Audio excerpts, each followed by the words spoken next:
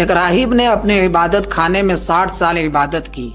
ایک دن اس نے اپنی کھڑکی سے باہر پانی کی جگہ میں جھانکا اور کہنے لگا، اگر میں نیچے اتر کر یہاں سے پانی پی لوں تو میں کسی کو دیکھوں گا بھی نہیں اور پانی بھی پی لوں گا، وضو بھی کر لوں گا، پھر میں واپس اپنی جگہ پر آ جاؤں گا۔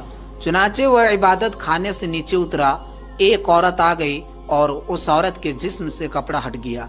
اس نے اس عورت کے حسن جمال کو دیکھا تو اپنے آپ کو روک نہ سکا، اپنے آپ کو کنٹرول نہ کر سکا اور اس نے اس عورت سے زنا کا ارتکاب کر لیا۔ اس کے بعد وہ ایک جگہ پر غسل کے لیے داخل ہوا اور اسے موت آ گئی۔ وہ اس حال میں تھا کہ اس کے آخری سانس تھے۔ اس کے پاس ایک سائل آ گیا، ایک مانگنے والا فقیر آ گیا۔ جب اس فقیر نے اسے سوال کیا تو راہب نے اس کو اشارہ کیا کہ یہ میرا تھیلا ہے اور اس میں روٹی کا ٹکڑا ہے۔ اس کپڑے میں روٹی کا ٹکڑا تھا۔ مسکین نے اس کپڑے میں سے روٹی کا ٹکڑا لیا اور راہب مر گیا۔